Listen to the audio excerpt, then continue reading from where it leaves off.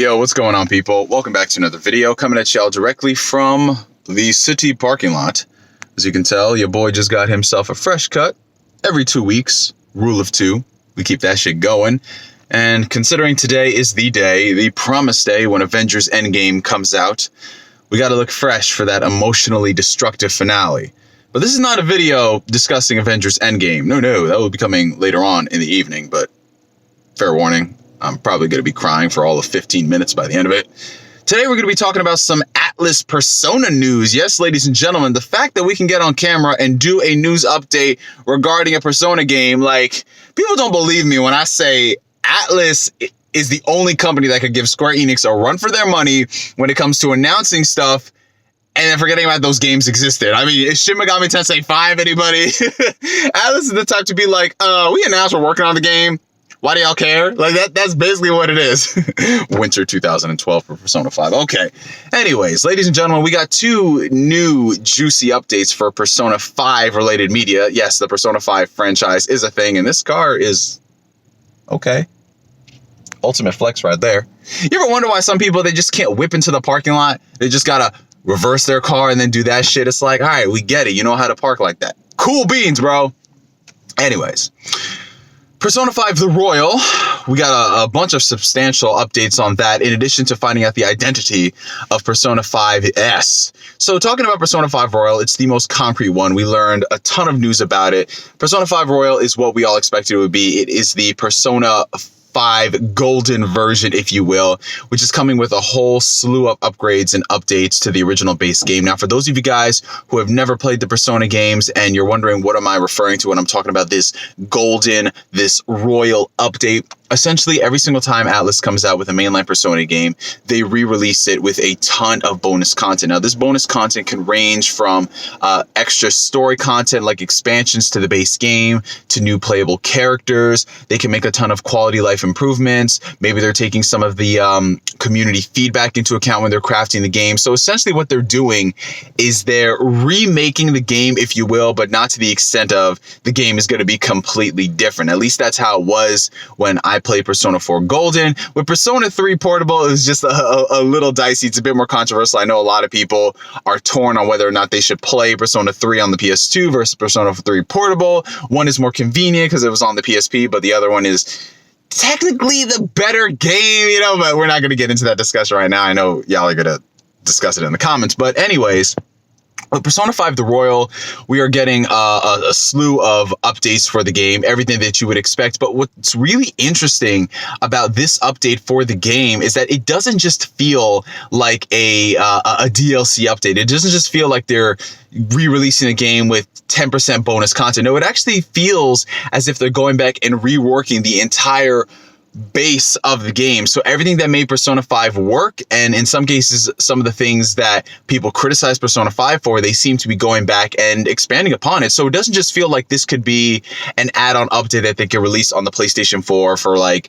$19.99. It actually feels as if they're taking the game, seeing what worked, seeing what didn't work, in addition to adding on a lot of stuff. Because what's really interesting about Persona 5, and it's really evident if you look at the development of the game and you look at some of the stuff that went into it, and you just really follow the game and what it was trying to do. Persona 5, there were some things that were really unrealized in its vision. I mean, it's a fantastic, phenomenal game, but when you're looking at some of the stuff, you can obviously tell, like, as strange as this sounds, they've worked on this game for so many years, but it feels like this could have been expanded upon. That character was going to be a social link. So it seems to me like with this new update, they're actually getting the opportunity to do that.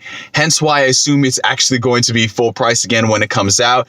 But I don't really see that as a problem, considering, the Persona games are like, they're bang for your buck. Like, they're not the type of game where you'll buy it when it comes out, they come out with this new version and you feel cheated. Now, this game is coming out 3 years after the base game and it has all of this bonus content. So unless you are a hardcore Persona fan who really doesn't feel the need to go back, or you're a person who loves the game and you want to go back, I think everyone is going to be all right with this version. What I'm kind of confused at is why this is coming out so much later, or the localization for the game, compared to previous titles. Now, this is something that Sega and Atlas and all their Japanese studios have been working on for the longest time.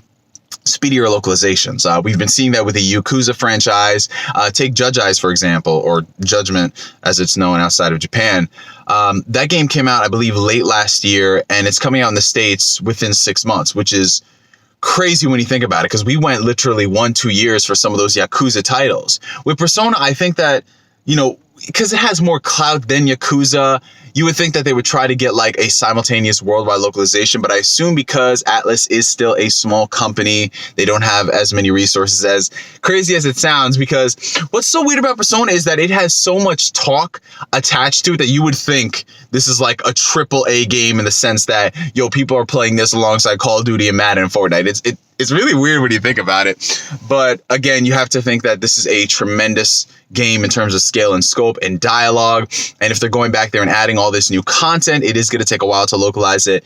The game comes out October 31st in Japan, and it comes out sometime 2020 for the West. I assume it's probably going to be spring, because if we're taking Persona 5's original release, it came out September 2016 in Japan, and it came out April 2017 in the States. So if I'm being optimistic, maybe we won't have to wait more than like 4 or 5 months at the most. That being said, let's move on to another game that an Atlas did announce in the Persona 5 franchise, if you will. Persona 5S was revealed to be titled Persona 5 Scramble. I was about to say Persona 5 Shinobi Strikers. God, freaking damn it. Persona 5 Scramble, the Phantom Thief Strikers. I believe that's what the title is. Essentially, it's a collaboration between Atlas and Omega Force, and you already know what that means, guys. It is a Persona 5 Musou game. Persona 5 meets Dynasty Warriors. And that's all I'm going to really say about this, because you guys know I don't like the Dynasty Warriors series. I just think that all the games in the series are really repetitive, and I think people are hypocritical when they shit on games like Call of Duty and Madden and FIFA for being the same game every year, but they're over here buying 16 different versions of Dynasty Warriors. But that being said, to each their own, more power to you. If you like it, you like it. If you don't like it, you don't like it.